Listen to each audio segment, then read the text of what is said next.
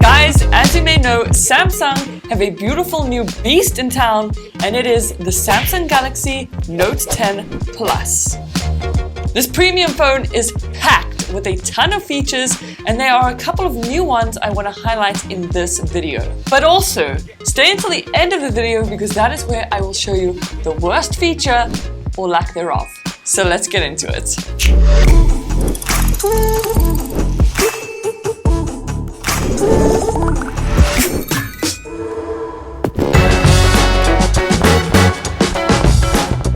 As always, starting off with what you get in the box, and here's what you can expect when unboxing your own Galaxy Note 10 Plus. They include quite a couple of bits and pieces, so to go through each single item, first up you get this box which has your tweezers and extra S Pen tips. So here's what the tweezers look like, and you obviously use them to remove these two tips, and each tip has a different flexibility. Then you get your SIM door key, a quick start guide which you should always check out, and then also your warranty card and extra info. You then get a see-through silicone case which is really awesome. Of course, some AKG earphones, but it comes with a USB-C type connection as opposed to aux jack. You then get your charging brick as well, which is also a USB-C to USB-C connection, so this is what the cable looks like.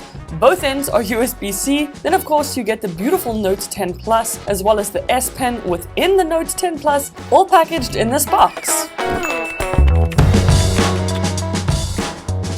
So I picked up the Aura Glow edition of the Note 10 Plus, and I personally think it looks so epic. The build quality is also fantastic and everything we've come to expect from Samsung. They did lose the button on the right hand side of the device, which I actually welcome. I think it is a much better move and I prefer just having buttons on the left hand side. When it comes to the S Pen, there's almost nothing new with regards to the design. It's still sleek, small and compact, but does have some awesome Bluetooth capabilities which we'll get into later. And then on your left hand side you have your volume rocker, and just below that the power button, lock button and Bixby button all in one, and nothing on the right hand side. On the base of the phone you have your standards mic, USB-C input, speaker and the S Pen, but you may notice something else missing which we will also get into a bit later. Then on the top of the device again you pretty much have your standards, the SIM and SD card door, a secondary speaker and then also microphone. Now the Note 10 and Note 10 Plus devices do come in a couple of different colors, and as mentioned I picked up the Aura Glow edition. Some people have said it looks like the back of the CD. Yeah, it kind of does, and I can see where they're coming from, but it still looks so amazing. Onto the glorious display, and if I'm not mistaken, the Note 10 Plus has one of the best screen-to-body ratios currently out there on the market. As you can see, the screen takes up 90% of the device, and I think it's thanks to moving the speaker, as well as of course some other design elements, but it is indeed a beautiful display, and that bezel is oh so thin, just the way I like it. It is a dynamic AMOLED display, so the colors are super vivid and the blacks are super dark. It does also have the slightly curved edge. I know some people were curious about that, so it is there, and overall a massive 10 out of 10 for display in my opinion. In terms of size, the Note 10 Plus is a big device. It's roughly 77mm wide by 162mm. It is also less than a centimeter thick and weighs roughly 196 grams. It is bigger than most devices out there, and I can see why some people call it a phablet, because it is almost in the tablet territory. So if you're a fan of big screens, then this one is perfect for you. And then just for some size context, on the left hand side we have the Galaxy Note 10, and on the right hand side the Galaxy S10 Plus. So it's definitely bigger than both those phones.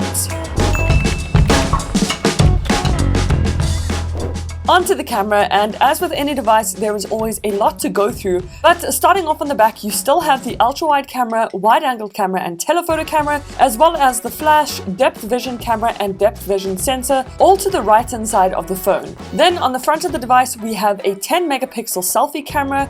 There's no depth camera, but that's expected on the Note line, and it does still take epic selfies with just this one camera. With regards to settings in the camera, not a lot has changed. You can still easily change the aspect ratios, use Pro Mode, toggle between the various lenses, and it takes amazing pictures. So here are a couple of pictures that I took using the Note 10 Plus. Absolutely nothing has been edited. This is literally straight from the device. And as you can see as well, here is what it looks like when you use the various lenses. And then back to that selfie camera, here is what live mode looks like. So it gives you that bokeh effect and does it pretty well in my opinion. You also get panoramic mode, Amazing how wide the angle is. But the biggest addition overall has to be that you can now record in live focus mode. So here we are busy recording with the background blurred out. Depending on your settings and how much blur you want, as well as your surroundings, does affect the way the live focus mode works, but it's pretty good overall. And then you also still have your super slow-mo as well as just standard slow-mo, which is so much fun. And finally, they've also added something called AR Doodle. So this is a video mode where you can draw little doodles all over your face, just as you see me doing here. And then when you actually talk to the camera, the doodles move with your face. It's pretty cool and one to check out. As you would imagine, with a device this big, the battery has got to be good and it's got to be able to charge really quickly. So it has a 4,300 milliamp hour battery, and when you compare that to some other premium devices out there, it's got a much bigger battery, so you're getting some good bang for your buck. It also has the wireless power share mode, which is awesome, and it is compatible with 45-watt charging, which is insane, kind of blows my brain. That is a massive plus in my books, and you can of course still wireless charge, so big thumbs up for the battery.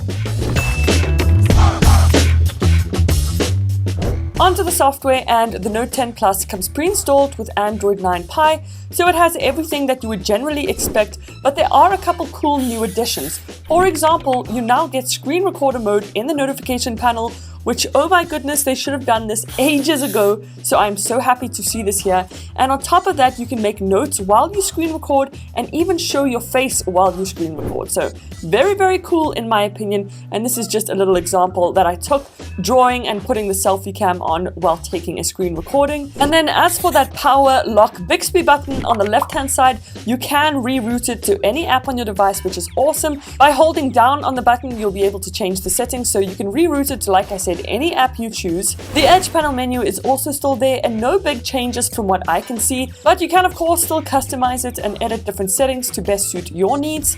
The S Pen also has a couple of epic features like magnification, for example. Once on, you can literally just hover over the screen with the pen, and as you can see, it'll magnify whatever it is you're looking at. You can also change the magnification percentage, so if you want it super big, you can also do that. And then you can also write on your calendar using the S Pen and doodle all over it, just as you see me doing here. I think this is a really cool setting, and once you've doodled or done whatever it is you want to do on the calendar, you can literally save it and it'll remain on your calendar. So you can go through different months, come back, and all your notes will still be there. And then finally, onto the biggest software change is the better integration of Samsung DeX. So you no longer need to have a docking station in order to access Samsung DeX. You simply use a cable to connect your phone to your PC, and just like that, Samsung DeX works, and it's also Mac compatible. I just love this.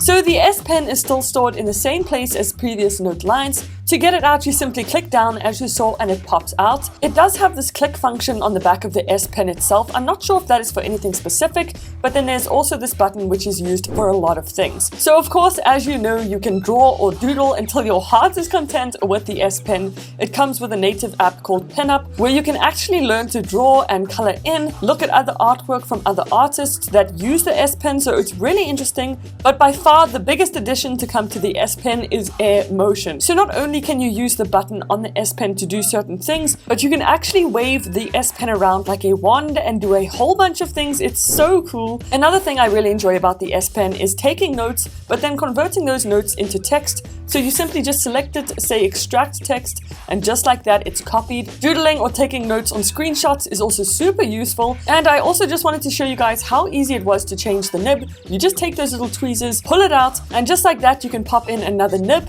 And they also have different densities, which is quite interesting. So whether you like a softer feel or a harder feel, you can just choose what nib suits you best. So if I'm not mistaken, you do get two options when it comes to the SD card and SIM card slots. Just make sure you know which one you're picking when purchasing your device. So you can either choose to have one SIM card and an SD card expandable up to 1 terabyte, or you can get rid of the expandable SD card and replace that with a secondary SIM. So again, just make sure you know which one you're purchasing when getting your Note 10 Plus. And then on board, we have 512 gigs of internal storage and 12 gigs of RAM, which is massive. So overall, I love that there's those two options and that you can also expand to 1 terabyte of storage.